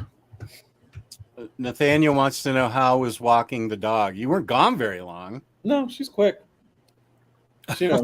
I thought you just punted her in the backyard and closed the door or something. No. We've got her trained. She knows around this time I take her out and she does her business and comes back inside and I clean it up. Man 40, another canceled collected edition series DC abandoned. Deathstroke the Terminator with Marv Wolfman. They only released 4 or 5 trade paperbacks. That's a thing? Yeah. DC does that all the time. I know, and they did it with Sandman Mystery Theater, but now they're well, they haven't done it yet, but they've announced that those compendiums that will complete Sandman Mystery Theater. I have Sandman Mystery Theater 1 through 8, and then it just stops. They never finished it. So once they get to trade paperbacks 9 through 12 or something, I'll get that compendium. But I'm not getting rid of it. Took me too long to find those trades. No, I haven't listened to Off yet, NFL dude. I know you recommended it to me. I need to write that down. Off. What kind of music is it? Is it punk? Is it what kind of music is it? Why do you think I would like it? Marvel Bab says season 1 and 2 Doom Patrol was great. Season 3 wasn't as good personally. I want to get the rest of those Cassandra Cain Batgirl trades. I want to finish out that run. Yeah. I'm surprised they finished all that. Same with like Kyle Rayner, Green Lantern. They did like 2 trades and that was it. Dollars to Donuts, one of Omar's impending reprint announcement will be Avengers Volume 1 in light of 2023 marking their 60th anniversary. Possible. Yeah. Or not. Yeah. He did say that I believe that they're going to lighten up on reprints and go for more new material. As soon as my girl Gwenpool gets her Omni, I'm satisfied for the rest of my life. Get me that Omni, I'm fine. And no one believes that, and they shouldn't. But did you buy all the trade paperbacks and hardcovers so far? I bought all the trades and I sold them on eBay to prepare for this. Because they're including the Howard the Duck minis, which I didn't even have. I hadn't even read those. So it's like everything, including West Coast Avengers. It's going to be great. It better not have the little dinky baby spine on it, though. It should have something really fun. Gwenpool. It's Keith Morris making more hardcore. He hasn't lost a step with vocals or lyrics. The LPs and EPs are just as good as Nervous Breakdown and Group Sex. That is a huge statement about Keith Morris. I believe you're talking about the Circle Jerks guy who used to be with Black Flag, because Nervous Breakdown is a Black Flag album and Group Sex is a Circle Jerks album. Jess knows his shit. Yes, he does. That if that's so, then I will listen to Off. It's too late now. I'll get all amped up and won't be able to go to sleep. So I'm gonna go to sleep tonight listening to Leftover Crack and Choking Victim. I'll get that weapons grade meth to keep me up all night. Ghost Spider Omni incoming as well. Yeah. Oh, good question. How far are you in your Grey's Anatomy watch, Lou? Are you ready for the new season beginning tomorrow? Is the new season tomorrow? Like you don't know. No, I don't. So you don't have your TiVo already pre-programmed for that, bro. Anybody remember TiVo? Did you?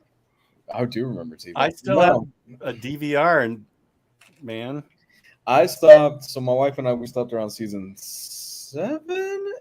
We just haven't been watching it lately, but we will be watching the new season starting this week. this is like season 19, just so you know what you're in for. She fills me in. It's like comics. You just jump in the middle of the story, and my wife just fills me in with what happened. I'm like, okay, thanks. That's like our show here. Everybody just jump in and read Red Robin. We just told you what's going on everywhere else. Omnidog, what Omar said is, well, good, because I never watch him, so I need to be told what he says. So he has a host of reprint announcements coming down the pipeline for the rest of 2023, but that Marvel both wanted to prioritize their delayed new Omni announcements and to overall increase the number of new Omni releases in 2023 to balance out the onslaught of reprints over the past 2 years. Ah, nice. Okay, good. The hypocrite in me is interested in Young Justice, the animated series. I've heard good things about the animated series. It's amazing. Yeah, amazing. from you. Yeah. I think you and Gio are the ones that sing the praises of it. Yeah. Me and Gio worship at the altar of Young Justice. It's great. It's great. And again, I'm going to say this, but I don't mean it in this manner. Season 2 is really where it really picks up, but season 1 is still spectacular. Like, it still grabs you from like the first 2 episodes. It's great. Jess, you should really watch it. Like, I know you got a lot, and I'd be like, man, we should all just watch it together and talk about it on the show. But yeah, that's a lot to ask. What should I watch first, Sex Drive or Young Justice? Well, Sex Drive is like an hour and a half. That's not an answer. Sex Drive. Okay, thank you. I want to see you just cry laughing at it. Well, I never laughed harder than when you just showed me the 2-minute video clip from it, which was the preview. I almost passed out, lost my breath. I was laughing so hard. Okay, off fucking rocks, Jess. There's no hyperbola in my recommendation. Watch their video for War Above Los Angeles. War Above LA. Okay, I will. And I'll report back to you. I will report back to you this Saturday when OmniCat and I have our show. She'll want to see it too. God, I want to watch Young Justice now. Man, every time I get on the show, there's always somebody who just makes something like, oh, I'm going to watch that. I'm going to read that. You know, same way we do to everybody else. They do it to us too. MASH 50 years anniversary 2022. Yep. MASH was a great show. One of my top 3 shows of all time. A man of taste. Never seen it. Oh my gosh, a man of pathetic taste. I've met Radar. You've met Radar? I met Radar. I worked at a casino out here, and they unveiled like a MASH like slot machine, and he was there. And I was like, oh, that's cool. It's Radar. He's like 75 years old, but still looks like a 75-year-old child. Was he nice? He was a super nice guy. Yeah. One thing they never showed in the show, he has like a deformed, he's a really good drummer, but he also has a birth defect in one of his hands. Oh, okay. And he works really hard to never show it. He's always got like a clipboard in his hand or something. Yeah. The only time you can see it are the episodes when he's on the drums.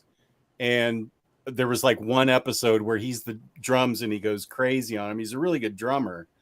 But that's I think it's just a small birth defect that he was self-conscious about. I had a friend that had that too, and he always covered it because he was always carrying around like a water bottle or something in that hand or something of that sorts. Yeah. Yeah, life is tough enough. Then you get something like that and you have to hide it. I get it. So was MASH a comedy? What was? Yeah. Dude, it's one of the funniest shows. It's still, even today, it still holds up because it's all comedy from like that era and stuff. But it's great. It's great. It lasted like 10 seasons, something like that. Yeah, I feel like it. 70. Let's see, the movie came out in the early 70s. Then they made the TV show, and everybody was like, "Oh, there's no way you can make a TV show as funny as the movie." And then the TV show was way bigger than the movie ever was. And I forget there was a movie sometimes. Yeah. Yeah, with Donald Sutherland and Elliot Gould, and it was really funny. What was still talking about what? what was the one that was really dark? Wasn't there one about Vietnam or something like that that it ends really rather depressing? Or that's what I've always heard. The TV show? The Yeah. last season China of Beach? MASH is pretty dark because Alan Alda got behind the camera and he got very like preachy. that what it Super is? preachy. Yeah, Is that what it is? Okay. yeah. There's like, Yeah. I don't even want to get into it. Like, there's Jess probably knows what I'm talking about with the baby on the bus. Oh Yeah. boy. Yeah. Yeah. That was rough. Mhm. That whole season was rough. You're right. He got really preachy. And I get it. It's war and stuff, but you just had 8 seasons of making us laugh about the absurdities of war. Mhm. And now you're changing it into a big lecture. And it Yeah. was like a hard pivot. It just It was never soft on the war idea. It was there, like it was comedy, like because that's how you kind of just survive through Right. them, because they're literally like ER doctors in the military. So all it is just helicopters coming in with people like missing legs and you know fragments in their body and stuff like that. So they're making jokes and they show you the bad of the war as well. But yeah, that last season when Alan Alda took over, he just got really he pushed his own ideals into it. Really hard. Still a great series, but yeah. Yeah, that's why it's not my top TV finale, because it was so rough to watch. Oh yeah, no, that was the last episode too. I think with that baby on the bus. Yeah, thing. That was the last episode, right? Okay. yeah, it was like an hour and a half long, the whole episode, because then Charles is directing that North Korean band that he's teaching him to play. Mhm. Everybody dies in the whole thing. I hated that episode. Let's see. Oh, another notable anniversary tie-in, with today being Dr. No's 60th anniversary. Wow. Amazon has finally reposted all the Bond 4K UHDs for streaming on Prime Video. Well, it's about time. Ooh. I've only seen like the most recent James Bond stuff. I've never really Really? watched James Bond before. Wow. Really? Yeah. I grew up with Sean Connery as my James Bond. My James Bond was the GoldenEye video game. Yeah, I used to watch all the old movies with my grandfather. So yeah, same. Sean Connery was my James Bond. Yeah. Let's see. Frasier's coming back. Yeah, I remember them talking about that today because Kelsey Grammer signed on. Yeah, that's good. I always had a thing for did they have what was that woman, the English woman? Was she like their nanny or their maid or their caretaker or something? In Frasier? Never seen it. Oh, okay. Never mind. We're all Austin Powers kind of guys here. I saw all those films in theaters when they came out. Same. Daniel Craig Bond is great. I haven't seen the latest one, but I agree. Daniel Craig is awesome. So is there anything? Okay, we're done with Red Robin. Are we done with New 52? And we're just sort of, yes, Yeah. I am talking about her. The dad, she was the dad aide. Yes, I had a huge crush on her. She was smoking hot. Yeah, I'm gonna get ready to take off in a minute. I don't know if we want to wrap up or what, but Well, we should talk, if we're going to, we should talk about, oops, not that one. We should talk about, wait, where is it? InStockTrades.com, where you can get your collected editions up to 50% off, up to sometimes 65% off in their sales categories, 2% extra for loyalty discount. At the end of every month, there's a $50 gift card given away, courtesy of InStockTrades.com, for credit at InStockTrades.com. $50 or more in an order will get you free shipping in the United States. That's still an amazing deal. I'm telling you, $50, that's like hardly anything to get free shipping. You're going to spend it anyway, so get free shipping. Fabulous customer service, fabulous packaging. That's InStockTrades.com. Thank you, InStockTrades.com. and I say it every time too. That $4 upgrade is worth it for the shipping for the UPS ground. But yeah, Yep. They have a great deal for the Doomsday Clock Absolute. Xena the Warrior, the blah, blah, blah, blah, blah, chick. Lucy Wallace. Lucy Lawless, yeah. Who is still very beautiful.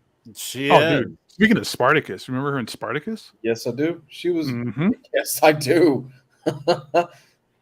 Did she? That was some teenage fantasies fulfilled on that show. That's for sure. Yes, it was. Oh, okay. That's going to the top of my list. Oh, dude, it's like the second or third season. I forget, but she's naked in a lot of it. Yeah, I had a Showtime subscription just for that. Oh yeah.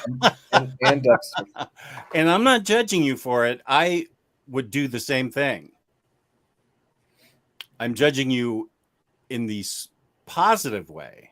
She is still. Yeah, Lucy Law. Props to her. She still looks amazing. She was on Parks and Rec a few years ago, and she played Ron Swanson's love interest, and she looked gorgeous. She was beautiful. I think this is a New York Comic-Con question.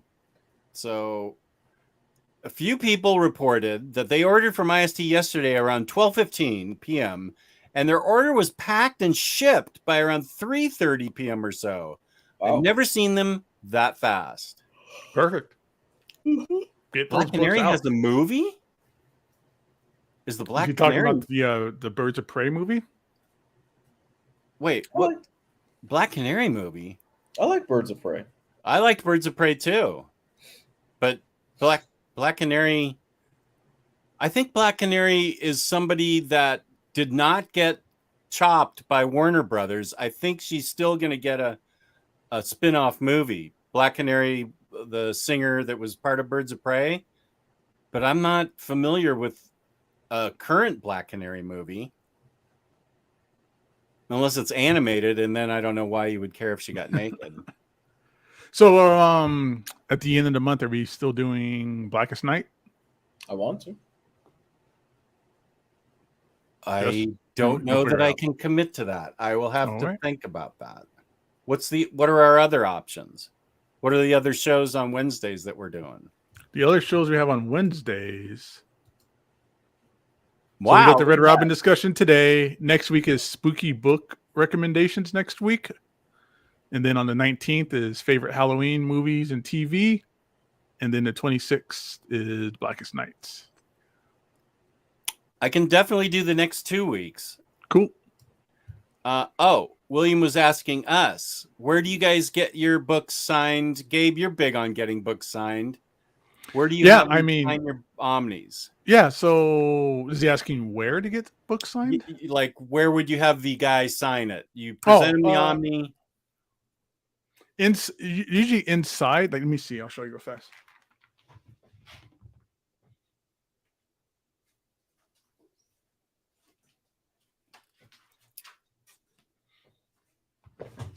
Read the absolute. We know you have it. Which absolute? So not to like brag or like show off or anything, but this X-Men Volume 1 I have it signed on the inside first page. So it's Mark Silvestri, Chris Claremont, Jim Lee, Scott Williams. But another place I like it too is usually like I try to get it here on like the first image page too. It just depends on, how many autographs I'm going to get on it. If I'm going to get a bunch, I'll put it right here. Or like Todd McFarlane, I gave him my Spider-Man omnibus. And I was like, yeah, can you sign it here on, where the characters are? And he's like, no, you're going to get the biggest signature there is, Bub. And then he just signed it here, and it's massive. It takes up like the whole page. Bub. Blackest Night, I actually made a custom bind of. So that's why I'm a little leery, because I have like 5 books. It's the entire thing. Well, we're going to do just went through 8. You just what? We're going to do just went through 8. Oh, of Blackest Night? Oh, I can Blackest Night, not like all the tie-ins and stuff. Oh. You don't need to read like Blackest Night Flash or Blackest Night, all that other stuff. That's what I have all custom bound with Flashpoint and Brightest Day, because I had all those floppies and I didn't know what to do with them. Yeah, I think I'm going to do 1 through 8 and then maybe like the Green Lantern issues that actually kind of tie into the story itself, not all the ancillary satellite stuff. Okay. I can do that. There are only so many hours in the day. Yeah. That's a lot of stuff. Yeah. And I only got so many years left on my life that I'm going to waste reading like Blackest Night, Wonder Woman, and Flash and all that other nonsense. Well, before we go, Nathaniel wants to know, what is your favorite Omni? Mine's going to be Gwenpool or Harley Quinn #1, first one. When you had Omnis, Lou, what was your favorite one? I think I really love the Thor Walter Simonson Omnibus. That's a a classic. Mark Waid, Fantastic Four. Oh, good one. Is that signed? It's signed. You've gotten just about all your books signed, huh? I got a lot of them signed. Yeah. I have some of your, which is why I haven't sold them, because I signed. can't really sign, sell signed books sometimes. So yeah. You sold your Fantastic Four by Hickman to me. Yeah. It's to Gabe. Yeah, you got the one that says Jonathan to Gabe, Hickman. Jonathan Hickman.